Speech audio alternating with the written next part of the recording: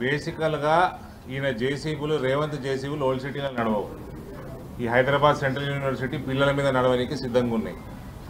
ఈయనకి అడ్మినిస్ట్రేషన్ సున్నా, ఈయనకి నాలెడ్జ్ సున్నా, ఈయన రియల్ ఎస్టేట్ తప్ప ఏది కూడా చేతగా ఈయనతోటి. ఈయన పెద్ద రియల్ ఎస్టేట్ ముఖ్యమంత్రి. ఈయన ఈ డజంట్ నో ఎనీథింగ్.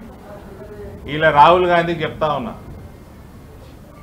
నీకు కమిషన్ లేకపోతే ఇది అమ్ముకుని 40,000 కోట్లు ఏదైతే వస్తాయో అందులో నీకు పర్సంటేజ్ లేకపోతే నువ్వు ఇమీడియట్గా రేవంత్ రెడ్డిని ఆపమను. రోహిత్ వేముల చనిపోయినప్పుడు నువ్వు వచ్చి ఏం వాగ్దానం చేసినావు హెచ్సియు స్టూడెంట్స్కి? ఏం వాగ్దానం చేసినావు? ఇవాళ నీ కమిషన్ల కోసం, నీ పర్సంటేజ్ల కోసం రేవంత్ రెడ్డి ఏ ప్యాకేజీకి అయితే ముఖ్యమంత్రి పదవి ఇచ్చినావో దాని పైసల కోసం రియల్ ఎస్టేట్ వ్యాపారంలో భాగస్వామ్యమే రాహుల్ గాంధీ.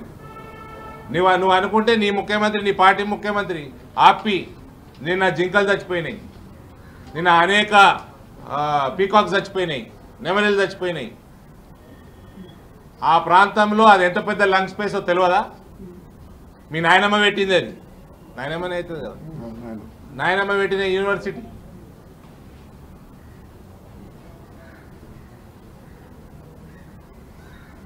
కాబట్టి ఇది గ్లోబలీ ప్రామినెన్స్ ఉన్న ఒక ఎమినెంట్ యూనివర్సిటీ.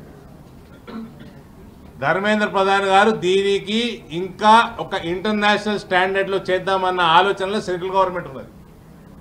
ఈయననేమో జాగలమ్ముకుంటున్నాడు. ఈయన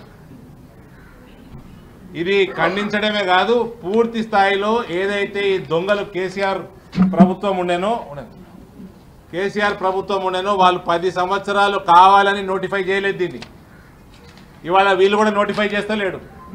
మాకు తక్షణ డిమాండ్, యూనివర్సిటీకి ఈ 2000 దాదాపు 400-500 ఎకరాలు, 2400-500 ఎకరాలు తక్షణమే యూనివర్సిటీకి నోటిఫై చేయాలి. లేకపోతే రియల్ ఎస్టేట్ ముఖ్యమంత్రులు చాలామంది వస్తారు, పోతూ ఉంటారు. దీన్ని ఫస్ట్ నువ్వు 400 ఎకరాలు ఆక్షన్ చేయడానికి అట్లీస్ట్ రివ్యూ కమిటీ వేసుకున్నావా to assess the ecological significance of that area. ఎంత ఇంబ్యాలెన్స్ అవుతుంది? 700కి పైన స్పీషీస్ ఉన్నాయి అందులో, పక్షులు.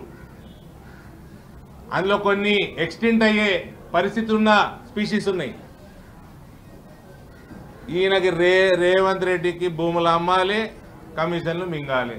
దీనికి తప్ప ఈయనకు ఉన్న ధ్యాస లేదు, ఈయనకు నాలెడ్జ్ లేదు.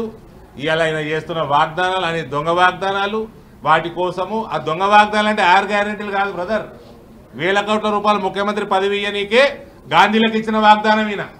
దానికోసం చేస్తుండే ఇవన్నీ. ప్రజలందరూ అనుకుంటారు 6 గ్యారెంటీలు ఇంప్లిమెంట్ చేయనీకి. 6 గ్యారెంటీలు ఇంప్లిమెంట్ చేయనీకి కాదు, గాంధీ గ్యారెంటీ ఇంప్లిమెంట్ చేయనీకి ఇటువంటి అన్నీ. కాబట్టి తక్షణమే నోటిఫికేషన్ రావాలి, నోటిఫై చేయాలి జాగంతా యూనివర్సిటీ పేరు మీద. అక్కడ అసెస్మెంట్ జరగాలి, ఎంత సిగ్నిఫికెన్స్ ఉంది దీనికి, ఎకాలజీకి. పిల్లలు ఎవరినైతే డీటైన్ చేసిరో తక్షణమే వాళ్ళని రిలీజ్ చేయాలి. పర్మనెంట్ బౌండరీ వాల్ ఈ 2,500 ఎకరాలకి కట్టి దీన్ని నోటిఫై చేసి సైలెంట్గా యూనివర్సిటీకి అప్పగించాలి. ఎవడన్నా వచ్చి ఇలా ఆక్షన్ పెట్టి కొన్నోడికి కూడా గ్యారంటీ ఏం లేదు. డెఫినెట్గా ఇవి గ్రీన్ ట్రిబ్యునల్లు, కోర్టులు అన్నీ కూడా దీంట్లో ఇంప్లీడ్ అవుతాయి. అది కొన్నోడు ముందు కోడు, అమ్మినోడు ముందు కోడు, పిల్లల జీవితాలు నాశనం ఈ రియల్ ఎస్టేట్ ముఖ్యమంత్రులు చేయబట్టి.